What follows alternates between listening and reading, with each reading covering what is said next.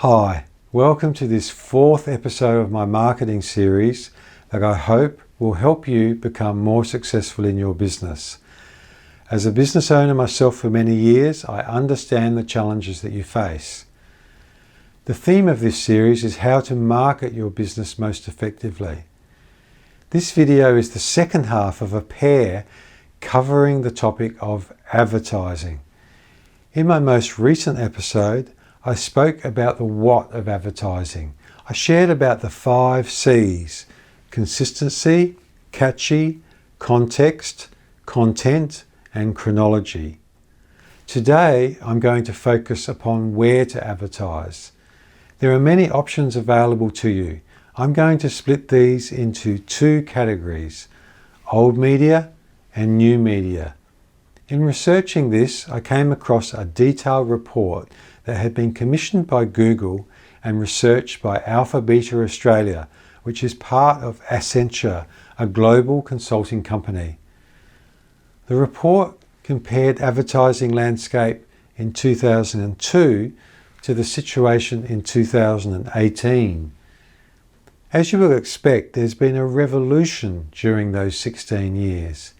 In 2002, new media barely existed, and newspapers were still the single biggest advertising revenue earner, followed by TV, then print directories such as the Yellow Pages. But by 2018, print directories no longer existed, to any significant level at least.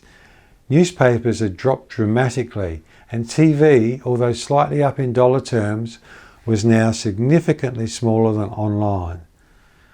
Meanwhile, new media had grown from next to nothing to about half of the total market. Within new media, online search was number 1, followed by online display, online classified, and then online directories. While it's interesting to know how big each category is, as an individual business owner, you spend your money where it works best for you.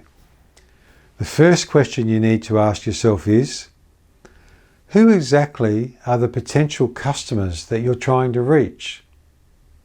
Once you've answered that question, the next questions to answer are, what sorts of media are they consuming? When and how are they consuming that media? And finally, how cost effectively can you reach each potential customer via each of these media options? Let's give an example. Suppose you sell low-priced costume jewellery with young, edgy designs. You've established that your main market is females from 15 to 20. You then research what media they're consuming. You might be surprised to find that some old media is still part of their mix. For example, they probably never buy or read a newspaper and might not watch much commercial TV, preferring to consume videos via social media online. But perhaps a significant number still listen to a certain youth-oriented radio station or particular personalities while they're travelling to school or work. There might be certain locations, for example, within shopping centres where electronic billboards on screens can be effective in reaching this target audience. This is known in the advertising industry as out-of-home advertising. Meanwhile, in the online world, Google gets the largest share of advertising revenue. But you might find that because you're in such a competitive market, Google advertising to have your sponsored listing appear at the top of certain keyword searches such as costume jewellery might not be cost effective. That's not because your potential customers aren't searching for that term, but because larger, wealthier competitors might be prepared to outbid you for the best search terms. Instead, you might have to find a slightly more niche platform such as Instagram, Snapchat, or TikTok that lets you access your young target audience more cost effectively. Whatever advertising method you choose, whether through old or new media, one critical step that most small businesses overlook is testing and measuring. This can be a sophisticated and expensive process, but it can be as simple as simply asking all new customers, "Where did you find out about us?" Finally, here's a quick summary of some strengths and weaknesses of both old and new media. Starting with the main old media channels, newspapers have certainly struggled, but local papers have done best, particularly small regular advertising for local trades and services. This still seems to be popular, so presumably it's effective. Magazines have also dived over the past decade. Mass circulation magazines in particular have plummeted, but niche consumer magazines and business-to-business magazines in targeted industries have done slightly better. Since it has lost so much ground to online, free-to-air TV advertising is now very cheap compared to the old days. The tables are even starting to turn full circle. For example, recently I was watching commercial TV and an ad for a young YouTuber appeared. In this case, it was effective because I not only visited his YouTube channel, but I told a friend about it. Radio's strengths are low cost, immediacy and repetition. Breakfast and drive are the key time slots in today's lifestyle.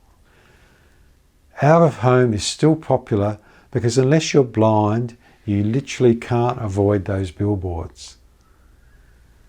Cinema is another example of a traditional media that in theory could have been wiped out by new technology, but continues to attract audiences. It offers an opportunity to fully immerse the audience in your product and service. Now moving to new media. In search, Google completely dominates the search market with a 96% share of market revenue.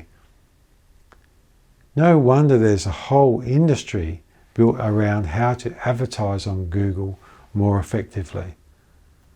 Display can take the form of banners on websites, but also sponsored posts on social media, with the biggest platforms in order of advertising sales being Facebook, Instagram, LinkedIn, Twitter, and YouTube. The third biggest new media category is classifieds, in which the largest Australian platforms include realestate.com, Seek, car sales, Domain, eBay, and more. For all new media options, knowing how to find and most effectively use the right platform is a complex business, but it's full of consultants ready to help you at a price. One of the best places to start is to review the questions I asked earlier. You need a clear idea of who your target market is, what media they are consuming, when and how. Where to advertise will always be an inexact science. But if you can answer those questions, you should be able to make better decisions of where to invest your hard-earned dollars. If you'd like to get my future videos as soon as they're posted, then please subscribe to my series. If you've benefited from this video, then please write a review and like this video on the screen below. And please contact me if you'd like a free personal business coaching session. I believe that with passion, consistent effort and wise advice, you can succeed in your business. I wish you all the best and I'll see you next time.